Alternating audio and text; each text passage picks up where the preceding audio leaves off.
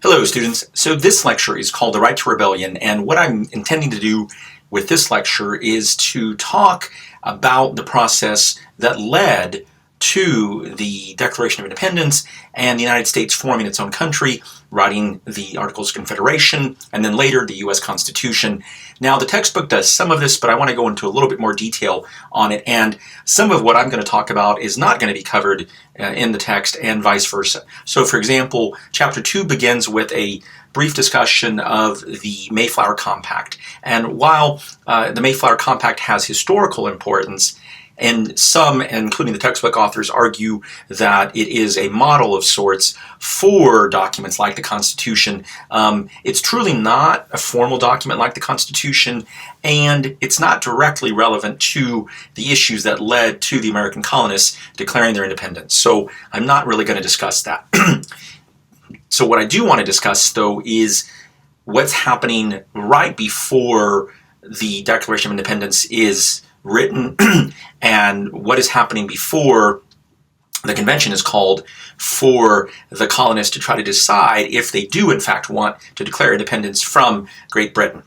1774 is the year that we are going to be focusing on, and there are several things that have happened in 1774 to lead the colonists to feel that there is something that's going to have to change radically because of the historical and political and social circumstances that are occurring at the time. Okay, so by 1774, the House of Commons has done the following things to the colonists that have made them feel that they are at a point where they are no longer going to be able to remain parts of the British Empire. First of all, probably one of the ones that you're most familiar with is the idea of taxation without representation. The textbook talks about some of the different acts, the Stamp Act and others. And this was a fundamentally important issue because the colonists had never had direct representation in the British Parliament. Secondly, limiting trial by jury. The governors and the British Crown had started to try to limit the right to trial by jury in the colonies. The third thing, there were standing armies that were in some of the different colonies, and the Americans were not very happy about that, nor were they comfortable with the military presence of the British at the time. And number four, interfering with the workings of the popular government. And this really comes to a head with the Boston Tea Party. After the Boston Tea Party, the British Crown tries to pass what are known as the Coercive Acts, and that's a really interesting name for a piece of legislation, right? The Coercive Acts. That doesn't sound very good.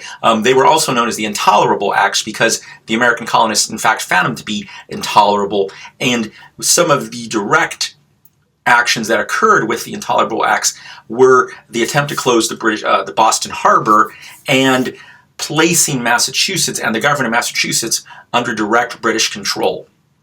So, now, we often hear sort of the popular telling of this story is that King George was this really bad guy. But you have to understand, students, that by the end of the 18th century, and even long before that, we can go back to the Glorious Revolution in 1689, that the monarchy had become much more restricted, and Britain's form of government was what we would call a constitutional monarchy. And today, certainly, the power of the Prime Minister is much stronger than the power of Queen Elizabeth. But even at this time, it was really the Parliament that had the power, and the King still had a lot of authority and power. But we often hear about King George, and we don't talk as much about the fact that it was the House of Commons and Parliament that were passing many of these acts and were attempting to gain control over the colonists, and we had some resistance to those attempts. Now, so if we're talking about popular sovereignty, right, this idea that the government is truly controlled by the consent of the governed, well, in this time in history, especially in England and Great Britain, the power of the people was supposed to reside in Parliament, and for the most part in the House of Commons. Remember, Great Britain had the House of Lords, which were all the people who were nobles and had hereditary titles, and then you had the House of Commons. So the question becomes, if the House of Commons is the side of popular sovereignty, and yet if that group is restricting the popular sovereignty of the colonists, what are you supposed to do? Where can you go? And so that was one of the issues at play. Now, we oftentimes do talk about this idea, and I have spoken about and lectured about this idea of the ideas behind the revolution, the political thinkers that were involved. And those are certainly important, because we will talk more about that throughout this class, and we will see the impact and influence of some of those thinkers and some of those political philosophies on these founding documents. But it's also important to at least briefly consider the idea of power. Power is a central concept in political science and in politics in general. And the idea of power becomes very, very important as well, because some scholars are going to argue that what you really had was you had England and Parliament claiming that they had certain authority and power over the colonists, and the colonists claiming that no, we had certain powers of our own, and so you almost had these two things coming to a head, and something had to give. Okay, so how were the colonists powerful? Well, for example, the colonial governors, the British governors that were put in charge, supposedly, of all of these different colonies, their salaries were often paid for by the colonies themselves, and the expenses of these governors were taken care of by the colonists and the colonies. So that gave them some important power over these colonial governors. Also, originally, when we look back to the Mayflower Compact and the founding of these early colonies, it was usually only a small group of people that would come to found each individual colony. So at the beginning, there was a very sparsely populated set of American colonies.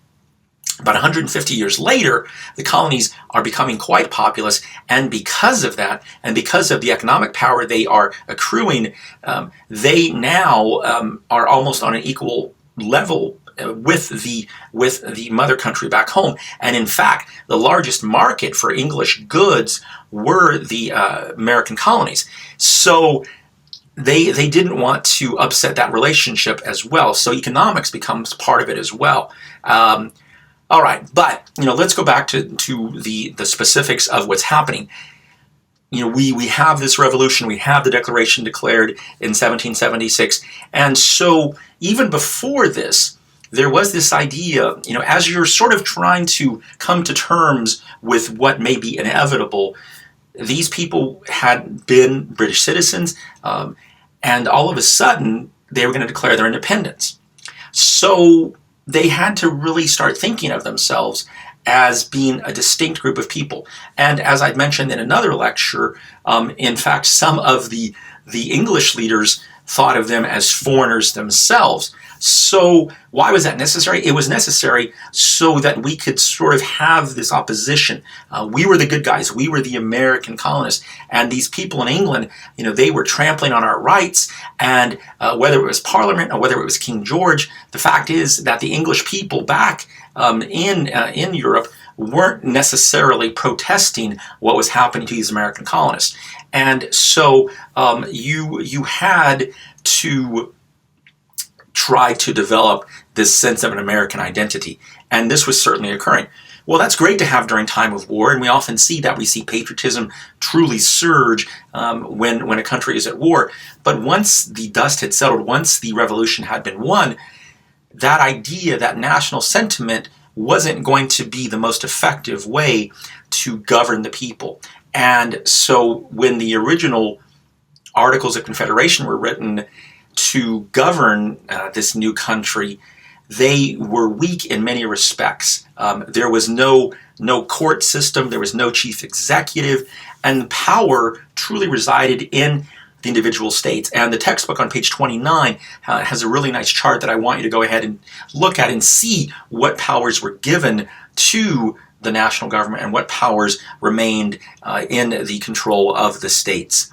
Now, In addition to that, and maybe because of that, there was a group of people known as Republicans, not as the textbook says, not the same as the Republicans if we think of today's Republican Party, but when you think about a republic, remember a republic is about representation. It's not about having a king or a monarchy. And these Republicans who, as the textbook mentions, were mostly influential from about 1776 to 1780, they made it difficult because they were resistant to almost any central authority. And if you're trying to conduct a war, you need to have at least some central military authority. You need to have the ability to pay for the revolution. And so they were also skeptical of this idea of a strong central government. And therefore, the Articles of Confederation, when we think about confederacy, there is this idea that you are an alliance, and you don't necessarily have to have a strong identity. You just have to be connected in some ways.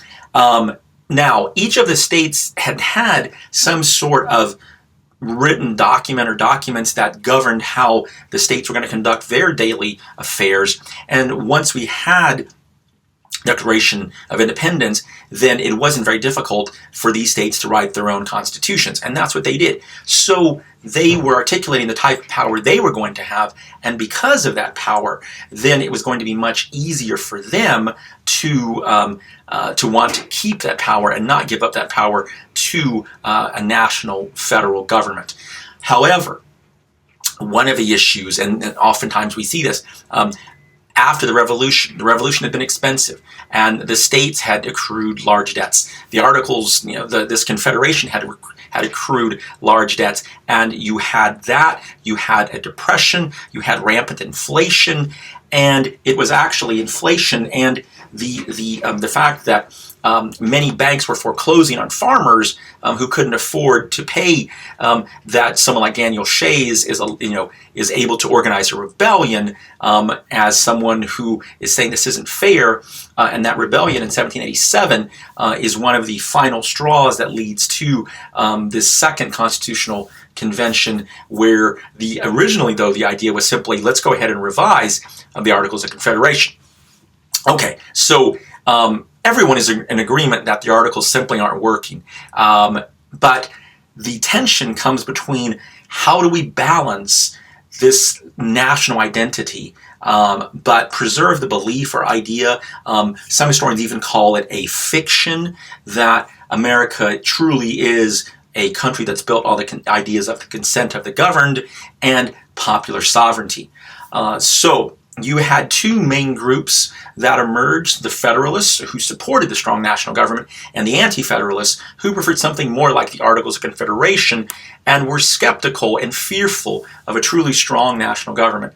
And two of our founders that played a large role in this debate were Thomas Jefferson and James Madison. Now, Jefferson was serving as an ambassador in Europe in the 1780s, and he realized how difficult it was to truly make treaties and conduct foreign affairs with the European nations, because they realized that America didn't have a strong central government, and so they didn't really believe that America had all that much control, because Jefferson may be saying one thing, but he didn't have the authority to go back to the United States and force each of the individual states to adopt whatever treaties or agreements were being made.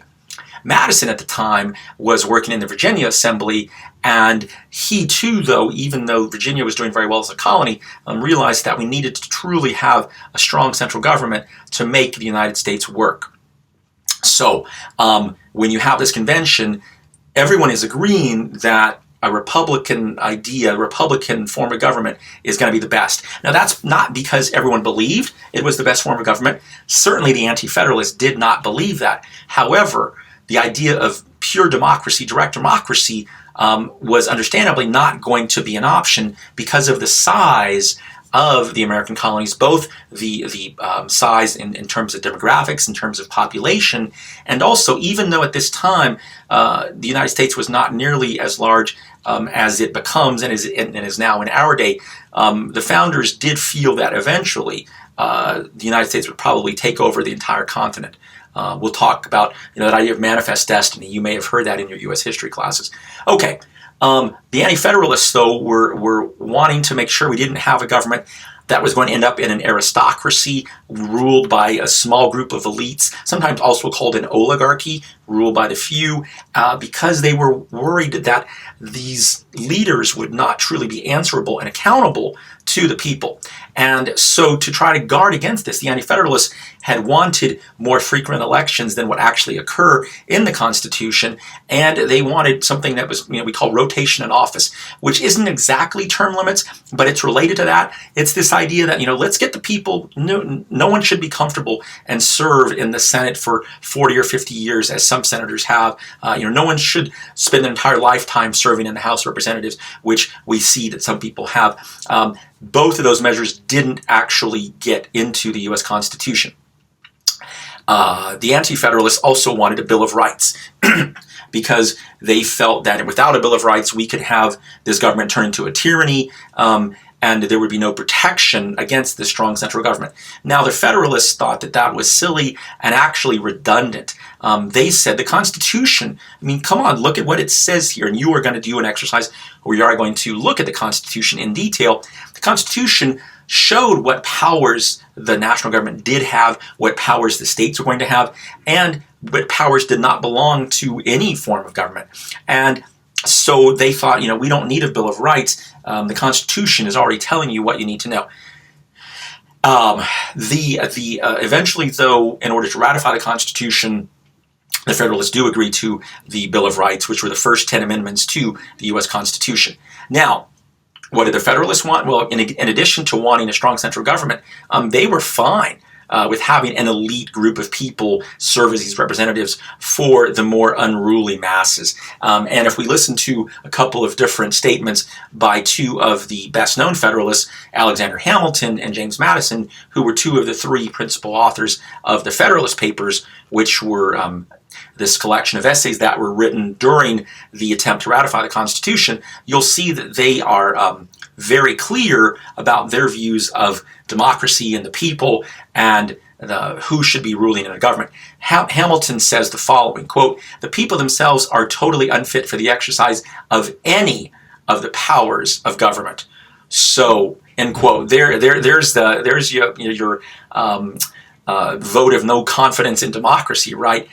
Because the demos would be the people. So Hamilton didn't feel like they should have any say, any role, get anywhere near the ruling elite power or truly try to govern this country. Madison was a little bit more subtle, but here's what Madison has to say. Quote, "It would be more difficult for unworthy candidates in practice with success to practice with success the vicious arts by which elections are too often carried, and the suffrages of the people, being more free, will be more likely to center on men who possess the most attractive merit and the most diffuse established characters." So people like Madison, people like Hamilton, right? That's who should be in charge.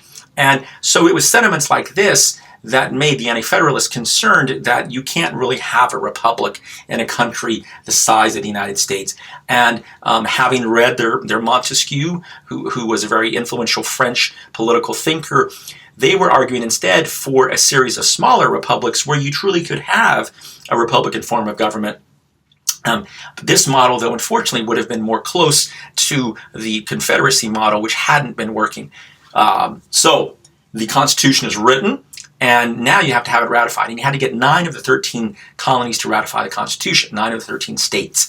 And so the Federalists were a little bit heavy-handed in this process. Just as we see with the Electoral College, they didn't want to allow public referendums on the Constitution. Instead, they preferred to have small conventions in each of the states to attempt to ratify the Constitution. And only Rhode Island rejected this model. And so we can see that the Federalists, using Rhode Island as an empirical example, the Federalists probably knew what they were doing, because with the popular referendum that happened in Rhode Island, here's how the vote went for the Constitution. 39 votes for the Constitution, 2,711 votes against the Constitution. So, who knows what would have happened had all of these states attempted to use that popular referendum model. Within a year, though, of the publication of the Constitution, enough states had ratified the Constitution, making that now the legal recognized law of the land. And that Bill of Rights happens in quick succession.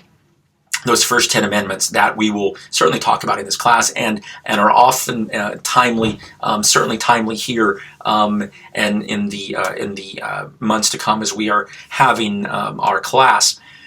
But what do we make of the Constitution today? That's going to be a large part of our discussion, not only this week, but throughout our weeks in this class.